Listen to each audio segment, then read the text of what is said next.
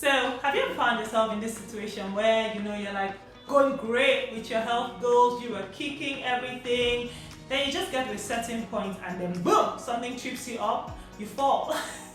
Or you start like a coaching program with Ginger, with the best coach like me, and then you're going strong, then all of a sudden, boom, you just disappear. That thing breaks my heart, gosh. And you realize that this happens over and over again. And now you've just sort of accepted it like, look, I can't kill myself, I'm just not disciplined, I don't have self-control like it's there, now something will kill person, let me not go and kill myself, all of those things. Somehow you've just accepted it as the norm and you've just, sort of abandoned your entire goal, stuff like that.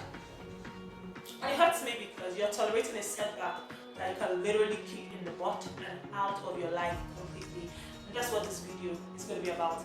I'm going to teach you how to kick all of that in the butt away from your life so that you can enjoy your most disciplined and your healthiest, best life. So here I'll share 2 really simple keys and research confirms it. You can apply it right now, and you can get yourself out of that black hole, and truly start to stay on track with your goals. And what are those 2 keys? Active questioning and awakening answers. So if you are ready for me, I'm ready for you. Let's do this.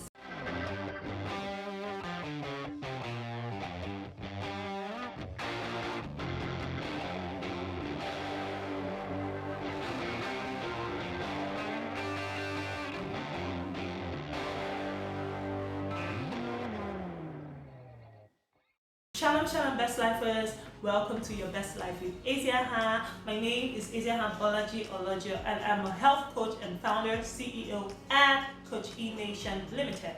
Now listen, as a coach, as a health coach, I just got really tired. People just coming to me with weight loss as the primary goal, and then they want a meal plan, they want a workout plan, they want accountability, but somehow they come and they get results because the processes work. But a few months down the line, they lose the results, and I'm wondering like, poof, what happened? Like, what happened? It just started to really break my heart. So, because it's funny, I am not just a coach. I'm actually a client. I'm also a citizen, meaning that everything I share, I also apply to my own self. And I lost weight now almost 8 years ago, and I've kept the weight off. And I wanted that for my people too, which is why with coaching, we changed completely how we do things. We moved from this traditional model of, hey, I want a meal plan, I want to lose weight, or the doctor is saying you have to lose weight because there's a certain health condition or disease that you're trying to fight or desperately trying to avoid because you're borderline. Then we move you to this point where you're like, nope, I'm good. I'm trying to prevent it because prevention is better than cure. Where we're not reacting, but we are proactive. Oh, I love it. And we will move from being proactive to now thinking, how can I optimize my already good health?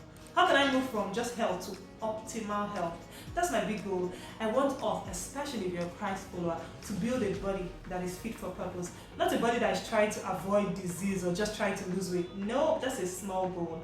Your goal is to have a for purpose body. And your goal is also to have forever results. That's the goal I want for you.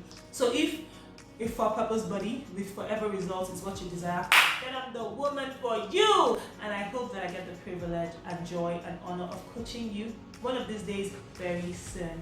Okay, let's delve into the video. What did we say we're talking about? Active questioning and awakening answers. And these 2 things can get us from that point where you're always giving up on your goals and you're constantly falling into this black hole and almost giving up, and it can get you to stay on track. Trust me, this works. This really works. So, personal story. I turned 37 in June 2023. I don't know when you're watching this video, but yeah, I turned 37.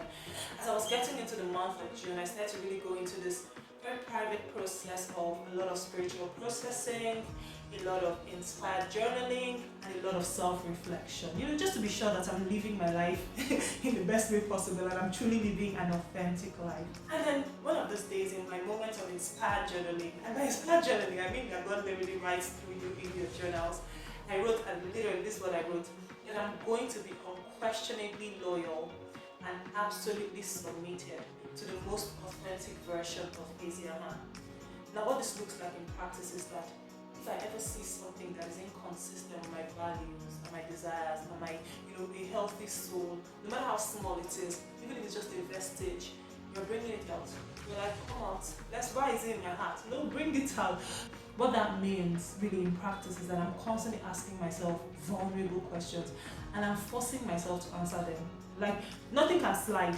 It comes out, like let's answer. Why did you answer this person that way? Why did you do this? Why? Questions. Very vulnerable, and it's a private process. Very vulnerably, I will go everywhere within the real estate that is in my heart, just to make sure that it stays pure and clean, and I'm staying unquestionably loyal and absolutely submitted to the most authentic version of Asian Hand. And if I find something that's inconsistent with it, we start to fix it. We make all the moves that we can to fix it. Jenny Stewart puts it this way: life is full of unanswered questions. It's courage to seek those answers that continue to give meaning to life.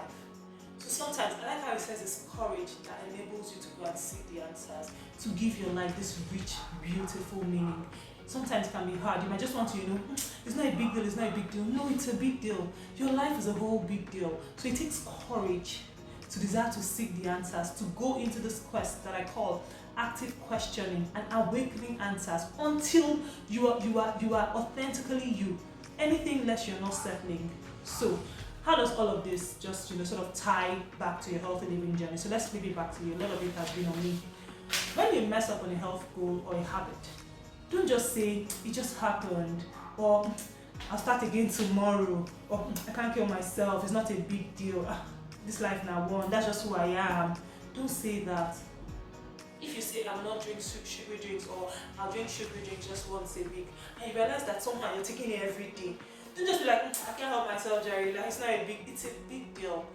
Now, and especially if you do it consistently, don't. Every time you have a solid plan and you find yourself consistently going against the plan, please call a meeting with yourself. A private state of the union with yourself. You will sit down with yourself, your good habits, your bad habits, your ugly habits, everything is private too.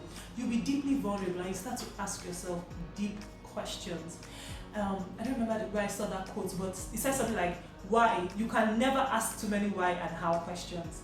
Like, you can't overuse it. You can use it. In fact, someone actually said something like, why, what, when, how, those questions. So they're his best companions in life. Just ask, no, why am I not sticking to my goals? I can't just let it slide like that. God forbid. So you call a round table meeting with yourself and start to ask really, really, really deep questions. For example, why did I really not say no? At this company launch, or even if everyday launch, why did I not say no? Why did I say, I cannot come for this thing that my girlfriends are hosting? Is it because, for example, at the company launch, am I afraid of sticking out? Like if I load my plate with healthy food, what everyone is throwing down on unhealthy foods, why am I not happy to be the odd one out? Do I have a problem with sticking out? Like everybody will be like, they're looking at me. Is there a confidence problem that I have? Am I people pleasing? Like, is people pleasing something I really need to look into? Do you see? We're going deeper. We're getting into raw conversations. It's getting more vulnerable. Then you also say, why am I not proud of the authentic choices I make, even if I'm alone on the journey? Why? Go deeper. Why? Is there something from my childhood that I need to export? Because these things are real. Let me tell you. Why can't I say stuff like, no, I can't have that because I'm trying to honor God with my body and I really want to build it for my purpose body. Why? Why can't I talk about my faith publicly? Because I'm trying to explain something. Am I proud of my faith? Am I living like a believer? Just see, deeper questions down that make you truly think. And you can't only ask who. There's awakening answers. You answer them. And don't answer them in your mind. Like I tell my kids, when the devil brings thoughts into your mind, you have to answer him with words. You're not dumb. You write it out, you say it out. I'm doing this because, I think I truly have a problem with people pleasing. I think alcohol addiction is something I need to check. Write it out in your journal, have a whole meeting, take notes, take the minutes of that meeting with yourself. And it's called Inspired Journaling. And I actually did a whole webinar on how to really journal like a book. If you want to check it out, I'll put the link down below, because journaling is, in fact, I like how my mentor, PDDK, that's David Deji Kurumi, puts it, how she put it recently. She said something like, it's not just journaling, it's visionary archiving. So good. Like, I'm archiving my life. My life is so great that I want to archive it. So you should really check out that, journaling, whatever that I did. You ask yourself, like, do I want people to identify me as a Christian? Am I proud of this, my Christian faith? Do you see? You go deeper, answer it ahead, and you don't start to make moves to fix it. You can't be silent about it. I tell myself that if there's an elephant in the room of my life, it doesn't even have to be as big as an elephant, but anything is an elephant. I will not be an ostrich about it. I will not hide myself head in the sand and not talk about it. No, I will talk about it. Why? How? What? We'll have those questions. If people make mocking statements at you like, your own is too much, Jerry, all these 50 people, that's how they always do it. How do you react to it?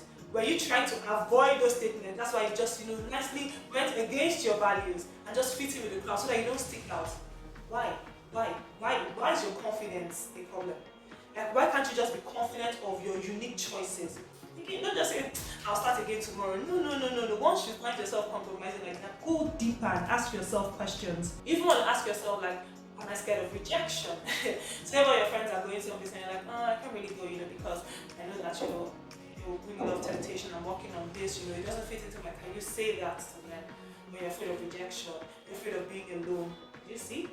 There's something deeper there that you want to really look into. Let's even bring it home.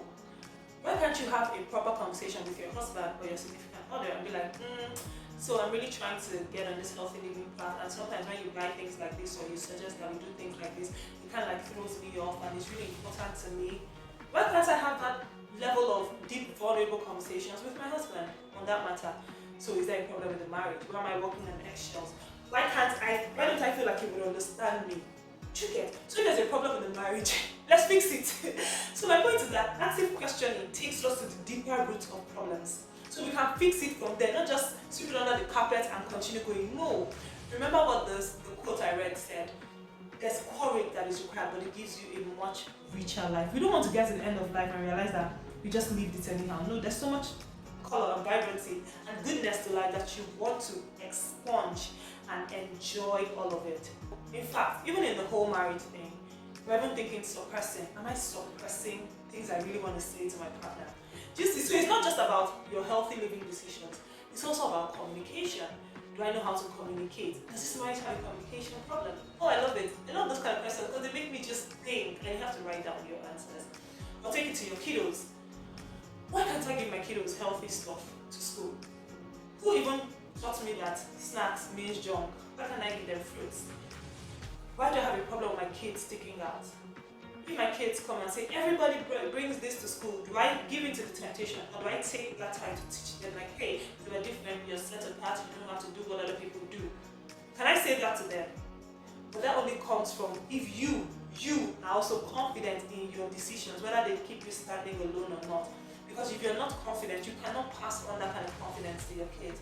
So you see, it takes you to a deeper place where you're now like, oh no, let me fix my confidence and people pleasing and approval addiction where I just want to fit into the crowd. You see, that's where I'm going to with all of this. For example, you also go shopping and you just realize that you cannot but pass the junk aisle and pack junk. And you're like, why?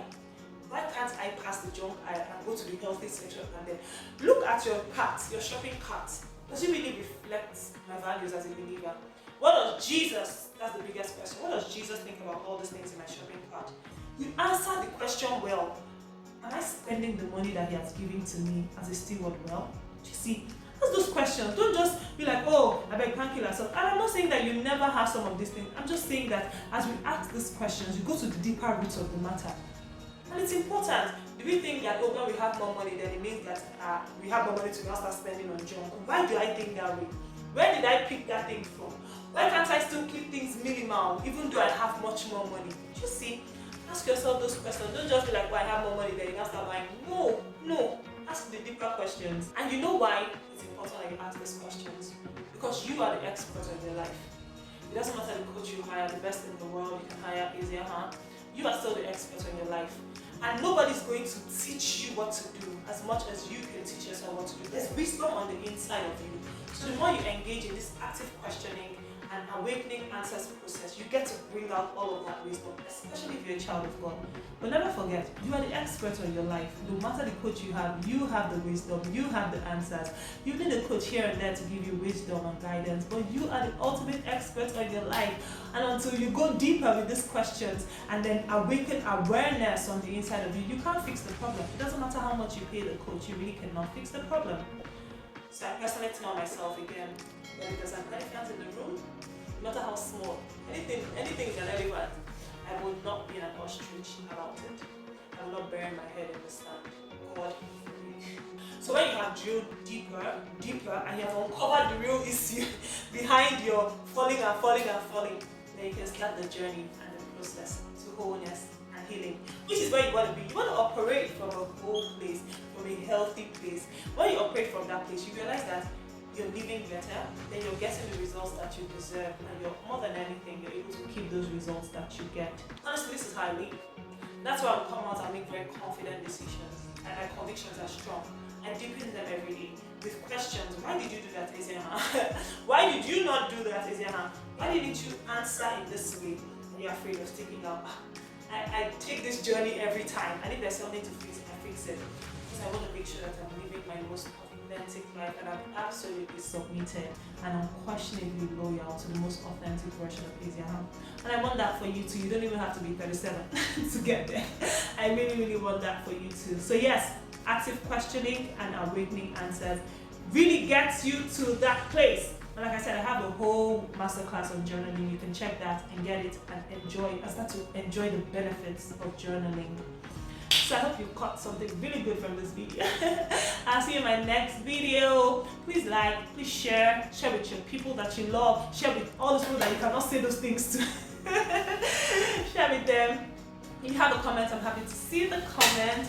I will see you in my next video. And until then, I leave you with how the Jewish greet, which is Shalom, Shalom. Gosh, I have to go to Jerusalem. Shalom, Shalom, because the Shalom, Shalom is the perfect peace of God.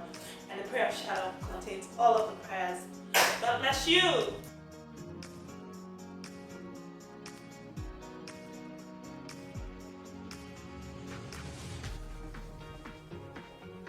Are you ready for it? Good, because I'm ready for you.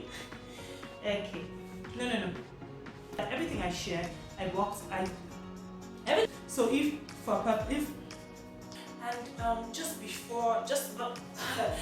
what that means. So I love how J.D. Straub puts it. He says, oops, I'm gonna find out later.